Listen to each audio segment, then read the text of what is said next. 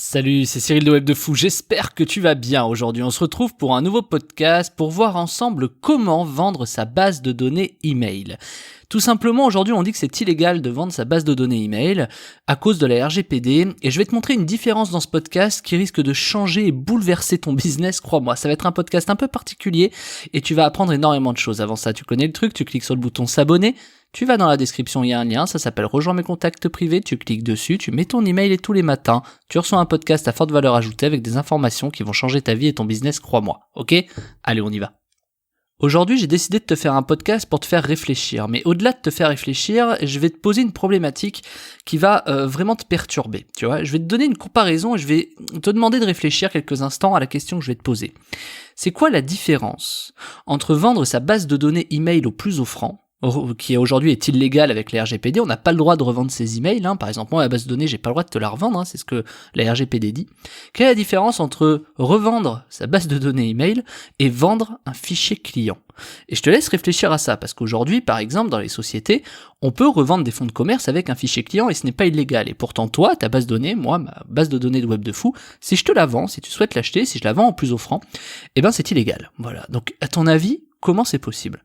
Je te laisse réfléchir sur le sujet, d'accord? Je t'y répondrai probablement en fin de podcast. Avant ça, je vais t'expliquer un truc. Il y a une vérité que j'essaie pas qui est pas trop dite en fait dans internet, il y a des choses qui sont un peu compliquées. En gros, je te la fais simple. Est-ce que c'est pertinent? C'est-à-dire, est-ce que vraiment c'est pertinent de vendre une base de données? Est-ce que c'est pertinent de vendre peut-être un fichier client? Est-ce que c'est pertinent de vendre ses prospects en fait, tout simplement?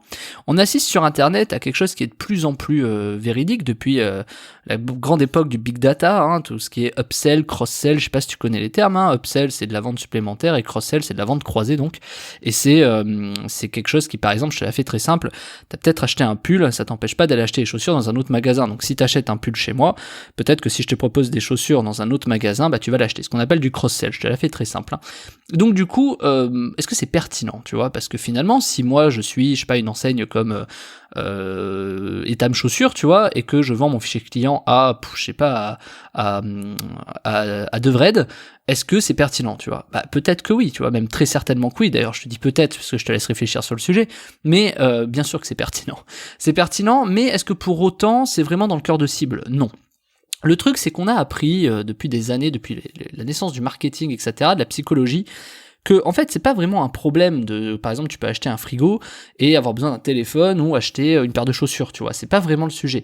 Le vrai problème du marketing, c'est de trouver la personne qui a besoin de la bonne chose au bon moment, tu vois, tu connais cette phrase, Et donc du coup, le problème qu'on se pose régulièrement dans le marketing, c'est qu'on se dit, bon, t'en as peut-être pas besoin tout de suite, mais comment est-ce qu'on va t'inciter à en avoir besoin maintenant? Parce qu'on sait très bien que quand on passe à l'action, ça change tout. Je m'explique, t'as peut-être besoin, je sais pas, t'as peut-être un besoin actuellement d'acheter, moi j'ai un besoin d'acheter un iPhone, tu vois, un téléphone. Et je te l'ai déjà dit plusieurs fois, si j'ai envie de changer pour prendre un 10, un 11, mais j'attends que le 12 sorte du coup, tu vois. Et donc, la question que je pose là-dessus, c'est est-ce que si aujourd'hui j'avais une promo à moins 50, je prendrais l'iPhone 11? Probablement. Donc, tu vois, ce que je veux dire, c'est que je peux avoir un besoin, personne m'a ciblé en fonction de ce que moi j'attendais, tu vois. Et c'est ça le vrai truc du marketing, tu vois, j'attends pas forcément une promo, mais quand même un peu, parce que je sais que le 12 va sortir et que voilà, tu vois, donc il me faut vraiment un truc de malade pour que j'achète le 11. Ça, c'est un facteur psychologique pour moi aujourd'hui, dans ce moment-là, de ce produit, etc.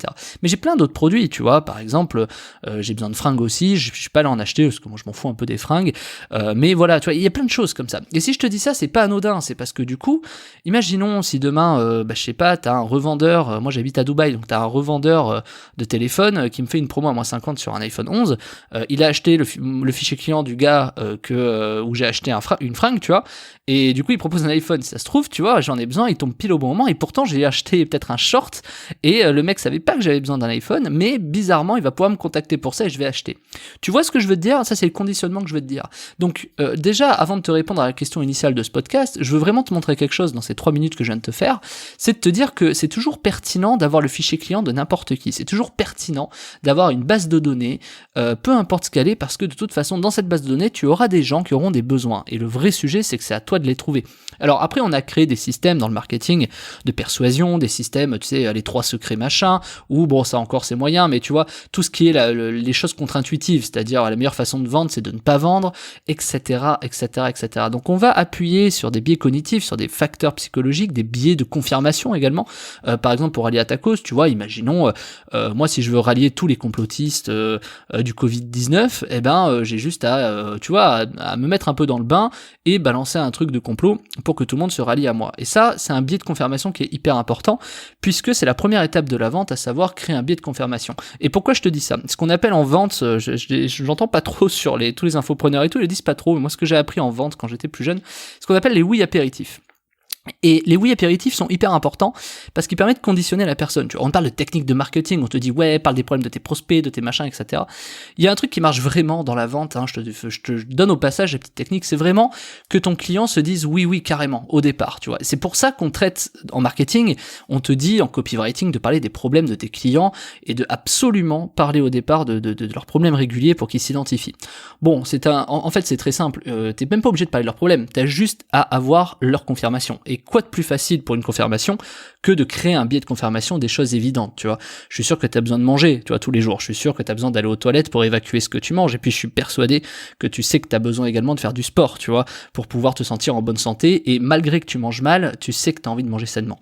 Tu vois, ça c'est des choses, biais de confirmation qui sont de toute façon logiques, puisque toi-même, de toute façon, c'est obligé que tu dises oui à ça. Personne va dire en fait, non, j'ai envie de manger mal et mourir, tu vois. C'est des choses qui sont un peu évidentes.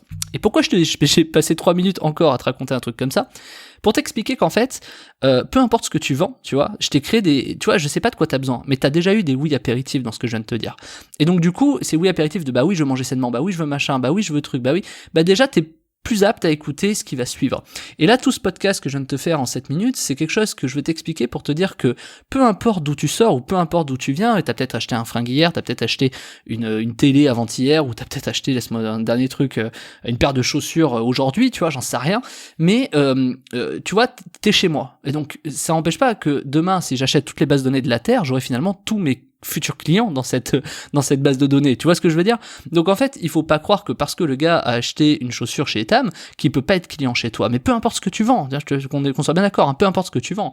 Je suis pas forcément moi consommateur des formations en ligne, un peu, mais ça m'empêche pas d'acheter un iPhone et ça m'empêche pas d'acheter des chaussures et ça m'empêche pas, qu'est-ce que j'ai acheté le plus récemment, laisse-moi réfléchir, j'ai acheté des caches, tu sais, des caches pour les caméras et tout et machin, tu vois, qui valaient 5 balles. Tu vois ce que je veux dire? Enfin, des fois il y a des besoins comme ça.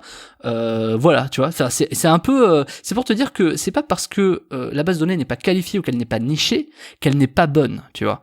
Et le vrai sujet dans une base de données, c'est pas de savoir si elle est vraiment qualifiée et nichée, c'est de savoir si elle est réactive. C'est un peu comme aujourd'hui, tu l'as certainement entendu, dans les influenceurs, c'est-à-dire des fois t'en as qui ont 1 million d'abonnés, mais ils ont une réactivité de 2%, alors que t'en as qui ont 500 000 abonnés et ils ont une réactivité de 20%. Donc évidemment, ça sert à rien d'aller choper celui d'1 million qui va faire 2%, vaut mieux choper celui de 500 000 qui fait 20% de réactivité. La réactivité, c'est les taux d'interaction. Alors, dans les emails, ça s'appelle les taux de clics, sur les pages Facebook, ça s'appelle le partage, le commentaire, le j'aime, tu vois, c'est les taux d'interaction, c'est ce qui montre que les gens réagissent. Et donc évidemment, ce qu'il faut aller chercher, c'est le maximum de réactivité. Et donc déjà, checker une base de données pour cette réactivité-là, c'est hyper important, mais également, il faut surtout comprendre que ça vient également du message que tu véhicules. Donc si tu conditionnes la personne avec des oui apéritifs, des biais cognitifs, des biais de confirmation, des plein de choses, enfin d'éléments marketing, ben forcément les taux de réactivité vont être beaucoup plus importants et donc vont se laisser séduire par ta promesse ou ton produit que tu vends, ou même si c'est de l'affiliation, les produits que tu as envie de promouvoir. Et donc la question que je t'ai posée au début de podcast, où j'ai tenté de te laisser réfléchir à travers ce podcast, c'est quoi la différence entre vendre sa base de données au plus offrant qui est illégal et vendre un fichier client? Eh ben je te résume le truc et tu vas voir, ça va te chambouler un peu, j'espère en tout cas. La seule différence, c'est une question de contrat. C'est-à-dire qu'en fait, pose-toi vraiment cette question. Moi demain, je te vends ma base de données, c'est illégal, tu vois, c'est illégal. Tu le sais, t'as pas le droit de vendre des trucs de particuliers, des gens à froid, etc. T'es obligé de faire un shoot de consentement, etc. Bref. Et donc du coup, qu'est-ce qui se passe? Eh ben, t'as pas le droit de vendre ça. Donc, par contre, t'as le droit de la vendre si tu cèdes ton fichier client, tu vois. Donc, pour ça, il y a des contrats, etc. Donc en fait, je vais te dire un truc tout bête, mais aujourd'hui on te dit que c'est illégal, mais moi je fais un contrat de cession de fichiers clients, j'ai envie de te dire, si je veux vendre mes emails, l'histoire elle est réglée, quoi, tu vois. Donc je te dis ça dans le sens où finalement, tu vois, il faut toujours réussir à penser différemment ou à réinverser les process. Ce que je vais t'expliquer, c'est que quand tu vends tes emails, tu vois, tu peux vraiment finalement dégager du bénéfice de manière très simple, mais en plus de ça, imagine tu récupères sur internet des emails, bon, il faut savoir encore les légaliser pour te les approprier, tu vois, d'ailleurs c'est le sujet de la formation de cette semaine qui s'appelle légaliser ces emails récupérés sur internet. Tu cliques, hein, c'est lié dans la formation, je t'explique comment légaliser les emails que tu as récupérés sur internet, peu importe comment, mais une fois que tu les as légalisés, que tu as cette méthode en main, eh ben tu peux les revendre. Et donc les revendre, c'est pas juste salut, prends mon fichier email, tu vois, faut vraiment céder un fichier client. Et tu vois, c'est bête, mais ça c'est du marketing. C'est-à-dire qu'on ne lit pas souvent le marketing et le juridique, mais quand tu fais gaffe aux nuances juridiques, tu vas te rendre compte d'un truc. Je sais pas si tu t'es vraiment déjà intéressé à des choses juridiques, tu vois, mais à un moment donné dans ta vie, t'es obligé de t'y intéresser pour plein de raisons. Mais quand tu t'intéresses vraiment au jargon juridique, etc., tu te rends compte que c'est que du marketing. Tu vois, le sens d'un mot. Tu n'as pas le droit de céder ta base de données email, mais par contre, tu as le droit de vendre ton fichier client. Non, what the fuck, tu vois. Donc, c'est pour te dire que, quand même, c'est une question marketing. Tu vois, même le côté juridique est marketé. Et donc, c'est hyper important parce que si toi, t'es convaincu depuis peut-être 10 ans, enfin, moi, ça a été le cas pendant de nombreuses années, où je savais qu'on n'avait pas le droit, c'était pour moi illégal de vendre sa base de données, et on n'avait pas le droit. Alors, il y avait une histoire de CNIL, de propriété privée, de machin, avec les RGPD, ça s'est renforcé, enfin, renforcé entre guillemets, etc., etc. Mais donc, on a encore moins le droit de vendre sa base de données. On doit en plus signaler aux gens que ceux de ta base de données, que quels prestataires ont eu lieu aux données, etc., machin. Mais finalement, quand tu creuses le truc, tu dis ok, donc on n'a pas le droit de vendre les informations personnelles des gens, mais par contre, on a le droit de vendre un fichier client. Tu comprends ce que je veux dire ? Donc ça, c'est vraiment marketé. Donc je te le dis, si vraiment tu as envie de vendre ta base de données, ne vends pas une base de données, vends un fichier client. Tu vois, c'est assez dingue, tu vois, comme truc. Mais je veux bien que tu comprennes ce système-là, j'insisterai pas plus, je pense que tu as compris, je vais pas te donner plus d'exemples. Et c'est pour ça que c'est important d'avoir les biais cognitifs. Et tu vois, je te pose la question maintenant, si j'avais pas passé 7 ou 8 minutes à t'expliquer ce que c'était, est-ce que tu aurais été d'accord avec ce que je t'ai dit à la fin ? Et c'est une vraie question où je te demande d'être objectif parce que c'est très compliqué. Pour toi, peut-être que ça avait rien à voir les 9 premières minutes, etc., enfin les 7 premières minutes, mais en fait, c'est un conditionnement qui permet, je te laisse étudier le podcast, qui te permet de vendre en fait n'importe quoi. Et quand je te dis ça, c'est parce que du coup, tu vas forcément être d'accord avec mon idée en disant, bah ouais, en fait, un fichier client, bah oui, c'est clair qu'on peut quand on va en fonds de commerce, et tu vas dire, c'est vrai qu'une base de données, on n'a pas le droit, mais en fait, c'est vrai que c'est pareil, tu vas te dire, ah ouais, putain, c'est pas bête. Parce que il y a eu un conditionnement durant les premières minutes pour t'expliquer ça. Et parce que, voilà, il y a quelque chose qui fonctionne comme ça. Et je veux dire, alors moi je suis pas là pour te vendre ma base de données, tu vois, surtout pas, mais quand même je pourrais le faire, c'est pas le sujet. Je suis plus là pour t'expliquer que il y a un pont entre tout ça, il y a un pont marketing, et que c'est important de le maîtriser. Et que dans tous les cas, quand tu récupères des emails, même si par exemple tu achètes un fichier client, alors on va dire c'est plus simple quand tu achètes un fichier client, mais encore une fois, c'est une question un peu marketée, tu vois. Quand tu prends une base de données ou que tu achètes ou que voilà, il faut que tu légalises tes emails. Et pour les légaliser, je te l'ai dit il y a 2-3 minutes, je t'ai fait une formation qui s'appelle légaliser ses emails récupérés, c'est dans la description, je te laisse écouter, enfin je te laisse cliquer surtout, puis je te laisse sortir ta CB et prendre la formation, elle est vraiment pertinente. Si par exemple tu as récupéré des emails un peu tombés du camion, tu vois, un peu sous le manteau comme on dit, et que tu as envie de les légaliser, voilà. Et ben c'est quelque chose qui va être pertinent. Et en plus, une fois que tu les as légalisés, je voulais me servir de ce podcast pour te dire que non seulement tu peux produire du chiffre d'affaires avec, tu peux également faire de l'affiliation, mais tu peux également revendre tes bases de données, revendre ton fichier client. Donc c'est pour te dire que ce podcast il est vraiment dédié en t'expliquant que n'importe quel type de formation que tu vas prendre chez moi, de toutes mes formations, tu peux revendre à chaque fois de toute façon les choses, tu peux en refaire de l'argent. Et je tenais vraiment à le préciser parce que je vois de plus en plus de personnes qui récupèrent des bases de données en scrapping ou en ce que tu veux, j'ai traité le scrapping il y a quelques jours, justement c'est là où ça devient pertinent. C'est que du coup les gens ils scrapent, ils envoient, ils se font défoncer, ils disent c'est nul, parce qu'ils ne savent pas s'y prendre. Et c'est justement comme ça que moi je t'explique dans la formation légaliser ces emails, comment tu peux faire, comment tu vas légaliser. Je dis légaliser d'un point de vue légal, mais tu vas aussi tout simplement assurer une autorité auprès de l'audience à qui tu vas t'adresser. Tu vas pouvoir dire hey salut c'est moi, voilà t'es à moi quoi.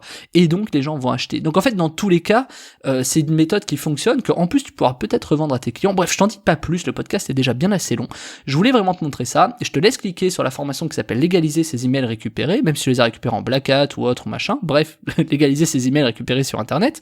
Je te laisse cliquer dessus, je te laisse découvrir comment on fait et tu vas voir, ça va changer ton business maintenant que tu as compris ça. Je te dis à tout de suite ou sinon à demain. À plus Martin.